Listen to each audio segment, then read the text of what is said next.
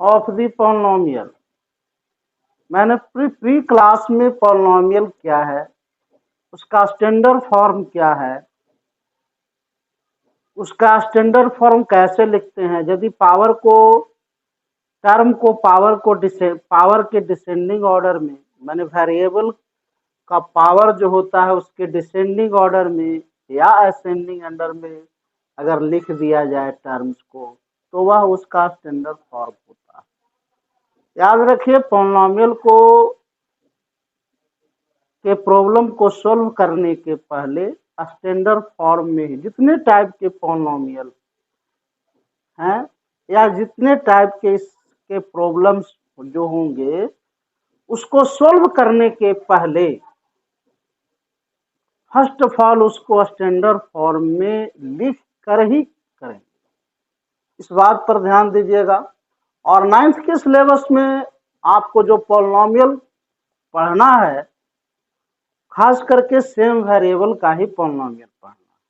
Polynomial related to same variable, जिसको हम जिस वेरिएबल से होता है उसको पी एक्स, अगर एक्स वेरिएबल है तो P X, Q Y variable है तो क्यू वाई, इस ढंग से आर वाई, टी वेरिएबल है तो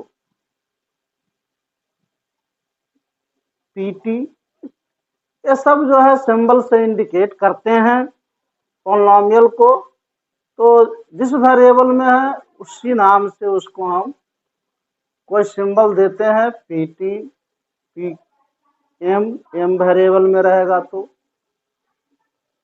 आर वेरिएबल में रहेगा तो पी आर, टी में रहेगा तो आर टी भी शो कर सकते हैं। इस ढंग से ये इसका एक्सप्रेशन है, पॉलिनोमियल को एक्सप्रेस करने का मेथड है पी एक्स। अब हमें पढ़ना है रूट्स। रूट्स क्या है? रूट्स और जीरोज, रूट्स और जीरोज बड़ा ही फंडामेंटल चीज है, इस पर गौर करेंगे। रूट्स और जीरोज। रूट्स का मतलब real value of the variable for which value of polynomial becomes zero. मतलब जिस वेरिएबल में पॉलिनोमियल बना हुआ है, चाहे एक्स में बना हो या वाई में बना हो, उस वेरिएबल के रियल मान के लिए, चाहे वो रेशनल हो या इरेशनल, रियल वैल्यू के लिए यदि पॉलिनोमियल का मान, मतलब वेरिएबल एक्स के रियल मान के लिए, अगर एक्स में पॉलिनोमियल है तो एक्स के रियल मान के लिए यदि पी एक्स का मान शून्य हो, मतलब P X is equal to zero, then that real value of X is called roots of the polynomial. जैसा कि आप समझिए, यहां पर एग्जांपल से क्लियर हो, P X is the polynomial that is equal to 2x plus 3। ये 2x plus 3 एक पॉलिनोमियल है, लीनियर पॉलिनोमियल है।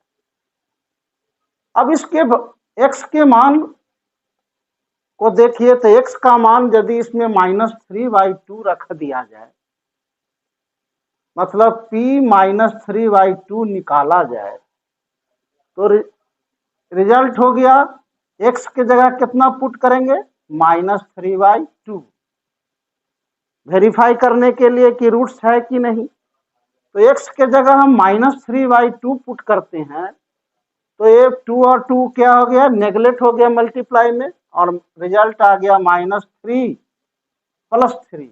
-3 प्लस 3 क्या हो गया, न्यूट्रलाइज हो गया, जीरो हो गया। तो px का मान क्या आ गया, 2x प्लस 3 का मान जीरो, किस वैल्यू के लिए, -3/2 के लिए। सो यह इस प्रकार स्पष्ट हो गया कि -3/2 जो है, ये जो -3/2 है, ये इस पॉलिनोमियल का 2x प्लस 3 का रूट्स है, जीरोज है, मूल्य जिसको कहते हैं, मतलब इसका रूट्स है। याद रखेंगे maximum roots of any polynomial, आप पढ़ रहे हैं सेम वेरिएबल का पॉलिनोमियल, कोई भी पॉलिनोमियल हो उसका मैक्सिमम रूट्स उसके डिग्री के बराबर ही होता है। मतलब number highest number of roots जो होगा, जीरोज जो होंगे वो उसके डिग्री के बराबर है, मतलब लीनियर रहेगा तो हाईएस्ट रूट्स 1 होगा, क्वाड्रेटिक रहेगा तो लीनियर मैक्सिमम रूट्स 2 होगा, क्यूबिक रहेगा तो क्यूबिक का डिग्री कितना होता है मेरे प्यारे बच्चों? 3 होता है। तो क्यूबिक अगर रहेगा तो उसके मैक्सिमम रूट्स कितने हो जाएंगे? 3।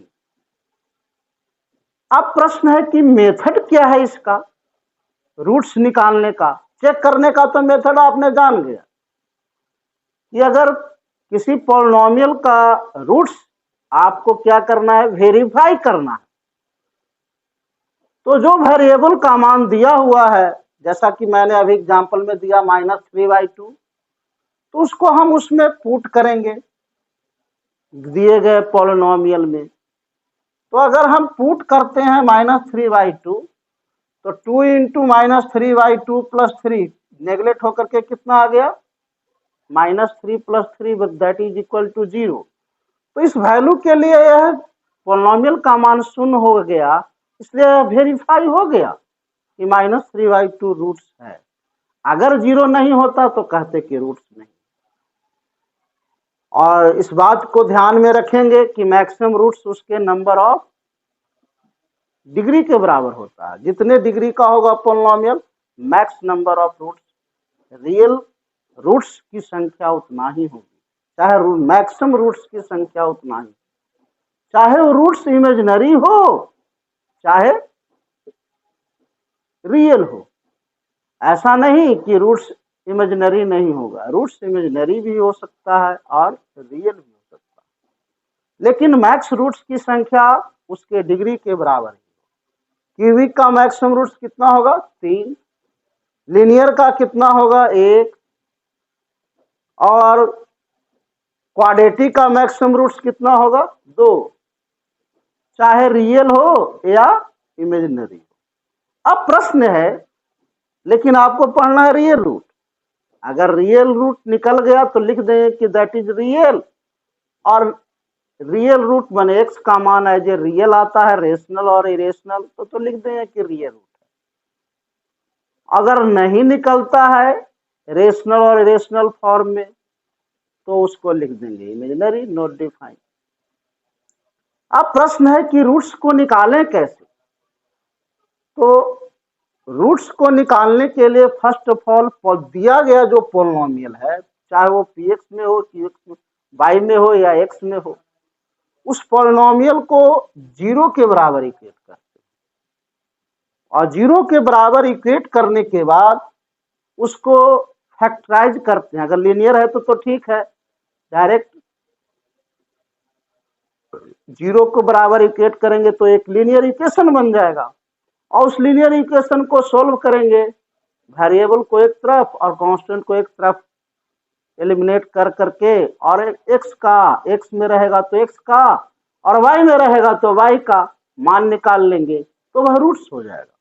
लेकिन अगर क्वाड्रेटिक हो, क्यूबिक हो, तो इस ढंग से अगर क्वाड्रेटिक और क्यूबिक हो तो उसको हम फैक्टराइज के बहुत सारे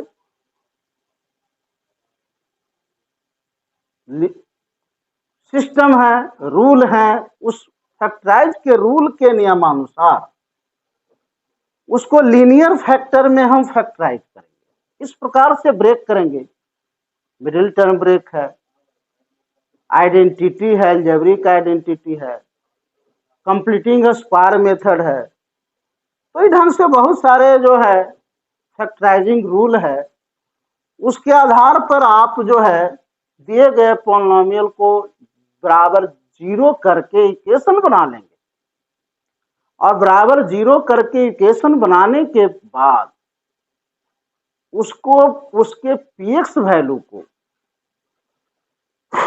जैसा कि px वैल्यू क्या है? x² माइनस 2x है, या gx एक पॉलिनोमियल है जिसका जो x² माइनस 2 है, एक्स में है, ये वाई में भी रह सकता था। अब इसका सॉल्यूशन करने के लिए बराबर 0 किया मैंने और इसको हम लीनियर फैक्टर में फैक्टराइज कर दिया। एक कॉमन मेथड है, कॉमन लेते हैं, दो फैक्टर आ गया, एगो एक्स और x minus two. X square minus two x में दोनों में कॉमन क्या है, दोनों का दो टर्म है, एक्स स्क्वायर और माइनस टू एक्स, दोनों का एचसीएफ कितना हो गया, एक्स। इस एक्स को बाहर किया तो बच गया फर्स्ट टर्म में एक्स और सेकंड में माइनस टू, दो फैक्टर हो गया लीनियर, एगो एक्स और एक्स माइनस टू। और इस दोनों को हम इक्वेट किया 0 से, तो x बराबर 0 और अगर फिर अगेन मैंने क्या किया, x माइनस टू बराबर 0, तो x का मान कितना आ गया, 2। इस ढंग से क्वाड्रेटिक के कितने रूट्स हो गए, 0 और 2, जो कि दोनों रियल है। कोई जरूरी नहीं है, एक रियल भी हो सकता था, दूसरा इमेजिनरी भी, लेकिन इस यहाँ पर x square minus two x के मैक्सिमम दो रूट्स ही हुए और दोनों यहाँ पर इवेल्युएट होकर 0 आया, रियल आया। एक आया 0 और दूसरा 2। मतलब अगर इस दोनों के मान को x के जगह इसमें रख दिया जाए वेरिएबल के स्थान पर, तो gx का मान 0 होगा, अर्थात रूट्स तब कहलाएगा जब उस वैल्यू को हम पॉलिनोमियल में पुट करें, तो पॉलिनोमियल अर्थात px gx अगर y में है तो py का मान 0 आए। तो रूट्स निकालने के लिए क्या आपने पढ़ा, फर्स्ट ऑफ ऑल px को हम 0 करते हैं, अगर लीनियर है तो ठीक, लीनियर इक्वेशन बन गया, इक्वेशन बनाते हैं बराबर 0 करके, और इक्वेशन बनाने के बाद उसको सोल्व करते हैं। लीनियर है तो ठीक है, लीनियर इक्वेशन के मेथड क्रमानुसार वेरिएबल और कांस्टेंट को एलिमिनेट करके मान निकाल लेते हैं। अगर क्वाड्रेटिक है, क्यूबिक है, तो उसको लीनियर फैक्टर में फैक्टराइज करते हैं। इसके लिए factorising rule, middle term break या आइडेंटिटी, अलजेब्रिक आइडेंटिटी के माध्यम से हम उसको फैक्टराइज करते हैं। और जब लीनियर फैक्टर हो जाए, प्रत्येक फैक्टर को 0 के बराबर इक्वेट करते हैं, equating each factor to 0, each factor को हम 0 के बराबर इक्वेट करके एज ए लीनियर इक्वेशन, माने प्रत्येक लीनियर फैक्टर हुआ तो लीनियर 0 के बराबर इक्वेट करेंगे तो लीनियर इक्वेशन होगा, और वेरिएबल का मान निकाल लेते हैं। तो जो भी वेरिएबल को उदाहरण स्वरूप आपने देखिए, x square minus two x, हमने एक इक्वेशन बनाया x square minus two x बराबर 0 और इसको फैक्टराइज किया x into x minus two common लेकर के, तो दो फैक्टर आ गया, दोनों लीनियर है। एक एक्स का मान 0 हुआ और दूसरा एक्स माइनस टू बराबर 0, तो एक्स का मान 2। इस प्रकार से दो फैक्टर, दो रूट्स हुए 0 और 2, तो क्वाड्रेटिक के दो रूट्स हुए। रूट्स निकालने का यही मेथड है और हम उम्मीद करते हैं कि आप भरपूर प्रयास करेंगे पॉलिनोमियल के प्रॉब्लम को सॉल्व करने का, और पॉलिनोमियल के प्रॉब्लम यदि इस थ्योरी को अप्लाई करेंगे तो कंसेप्ट और इसके जो मेथड है रूट्स निकालने का, उसके आधार पर आपका चैप्टर जो है 100% सॉल्व होगा।